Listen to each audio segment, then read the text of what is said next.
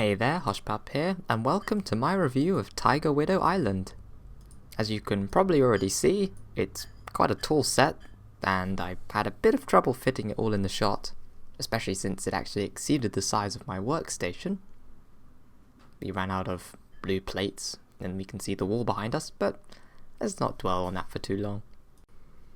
This set's number is 70604, it costs £39.99, €49.99, and $59.99. It has 402 parts included in this set. And now let's move on to the minifigures. The minifigures are great in this set. We get Cole as a ghost, which we've been missing since the Possession series. He's wearing his Jitsu gi and has the new neck piece, which has the double sword pack on the back, as well as the shoulder plate. Cole actually has a double-sided face here, which is great. On the one side he's just his normal self, and the other side he's a bit happier. Up next is Nia. She here is wearing her Jitsu gi, which sort of gives a small hint to what's going to happen in the story. She has this green crystal thing, which must be important. I guess we'll find out about that later on. She too has the new backpack neck piece item, except it's in gold, whereas Cole's is in silver. Squiffy makes an appearance again. He has both front and back printing, and this time he comes with a glider, which is sort of similar in design to the one in the Ninja Bike Chase, except for this time he is holding it by using two flintlock pistols to sort of give the appearance of handles. And the flyer itself doesn't have the same feature where you can store any bombs in it, but it does have a clip on the back where you could potentially clip a sword or some sort of other item. The fly has two stickers, like the other one, on the wings, and while it doesn't really have any weapons, you could take the two swords that are on the side off and use them for the minifigure, or you could just use the two pistols he's already holding. And here's Sensei Wu. In this set, you do get his normal hat, but here he's wearing aviation goggles, he's holding binoculars, and also a coconut, or some sort of coconut-like item that hangs from the tree in the set. He has a new uniform as well as both front and back printing. The last minifigure is a big figure. It is Dogshank, which is apparently a female character. Here is a 360-degree view of this character. There'll be more details shown on it in a bit. Its weapon of choice is an anchor attached to a chain. The last character in this set, which isn't really a minifigure, it's this spider. Here is a 360-degree view of the spider character.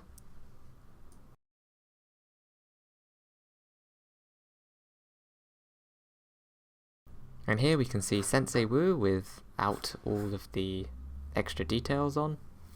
And then we'll put his hat back on just to show you what that looks like, although you've probably seen that 100 times already. Here's Squiffy without his flyer.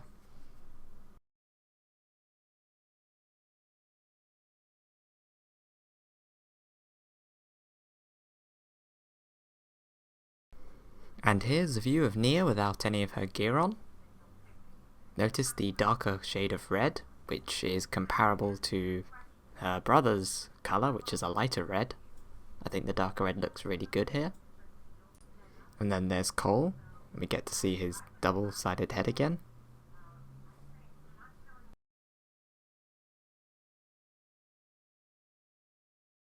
And now let's take a closer look at the Dogshank big figure. You can move its arms up and down, and then also twist its hands side to side.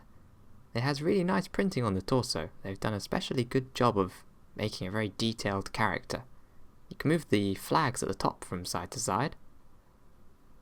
And you can also let it hold other bricks, since it can hold anything which is a pole-like shape. Though I'm having trouble putting it in his hand. It keeps falling out. There we go. And now you can go about attacking any minifigure with the Jin Blade, since now Dogshank is holding it. So run for your life. The way the flags attached to the back are with a clip piece, and that clip just simply slots into the back of the big figure. It has two holes, here's one of them, and then you can just put any peg-like piece in there, like so. The Tiger Widow spider has posable legs, it can move up and down, and its head is posable, but it can only really move down, it can't really go up any higher. Its tail can also be moved, or its back bit. It's quite cool how that's made actually, since it uses part of a helmet to create that piece. It's quite a cool looking spider. Never thought I'd say that. For the ninja that's trapped in the Jin blade, we this time get Lloyd. He somehow has unfortunately found himself trapped within its possession, and we can see that it's his power coming out of it since the blade is green. Here is another look of the same blade from the back. Here is a look at both sword pieces, although we have shown this before, but here we can just show them like both spinning on the pedestal. In this set we also get a balloon, which Sensei Wu rides around on in the box art. It's where he drops coconuts from at the enemies below. It's quite a nice little build.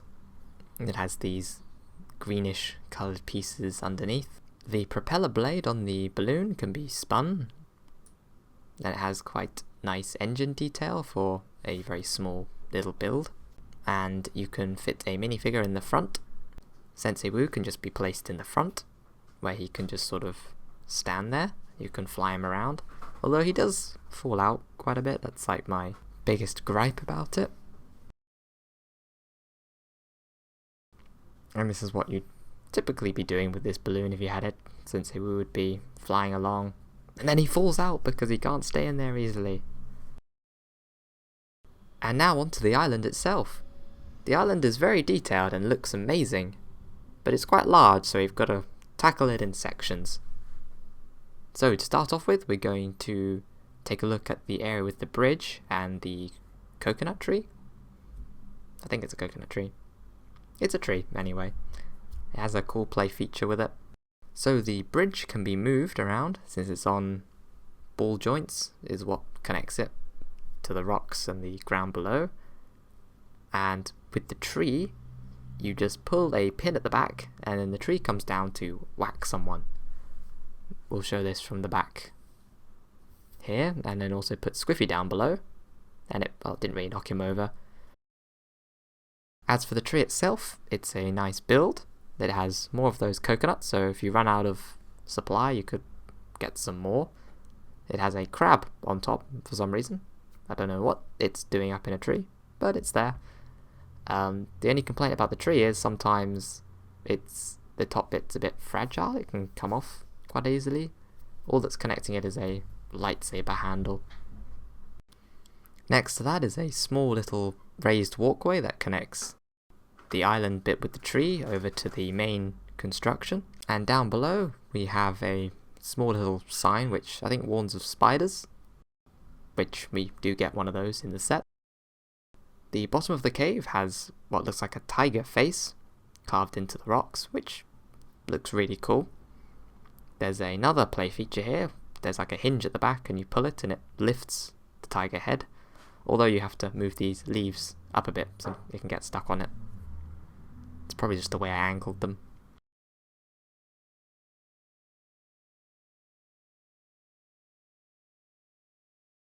And here we can show a character trying to go through. And that's how you do it. There's also another play feature at the top where you pull this pin and a coconut rolls down. Let's see if we can hit Squiffy with it. And no, we do not. I'll show that again from the top. You just pull the pin and the coconut rolls out. On the front of the main build, there are two flags with stickers on them. I like the detail of the roof in this set. It's quite funny they have a golden pan at the top. I thought that was quite funny. Here's a look at the main building from the back. The main building stands out since it's in that usual red and black colour scheme, which is usually associated with the ninjas' dojos in this theme. Taking a look at the inside of the top floor, we have a map of Ninjago to the left, and we have another sort of scroll to the right. Looks like some sort of instructions.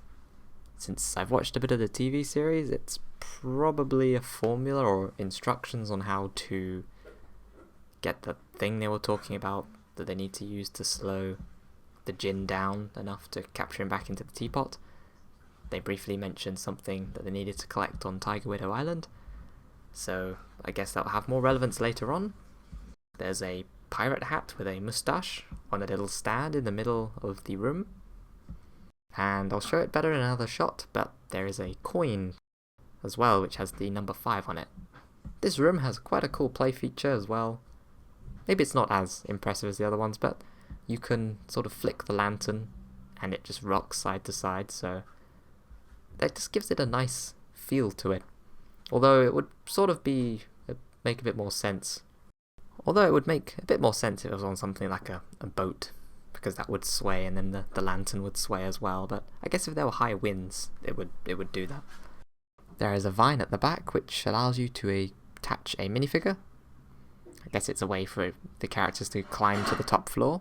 And here's a close-up of that coin piece. It is a printed brick and not a sticker, unlike the map of Ninjago and the scroll thingy.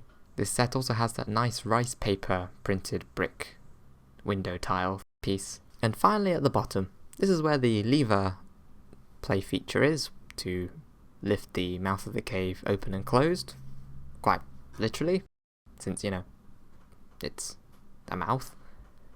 And there are also 2 golden crystals down here which did appear on that scroll brick, the one with the sticker, which means they are of some importance, but since I don't think that episode has aired yet, we don't know what they're used for or how they will play a role in the story yet. So overall, this is a really great set. It's the second most expensive, but it's well worth it in my opinion. I really like that we get a new character for Cole, since most of the time they don't update the faces of the Ninjago main characters.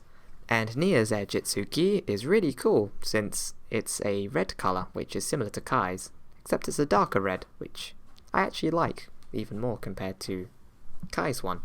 It's also the first time we get a larger figure in a Ninjago wave, and they've done a great job of designing it. It's really unique and stands out. The balloon, although while having its downsides, I still think is a pretty cool build. It looks nice and it definitely fits the theme of Sky Pirates. And you can't forget the main island, which just looks amazing, and I can't wait to start making films with this thing. So that's it for my review. Thanks for watching, and I'll see you guys next time.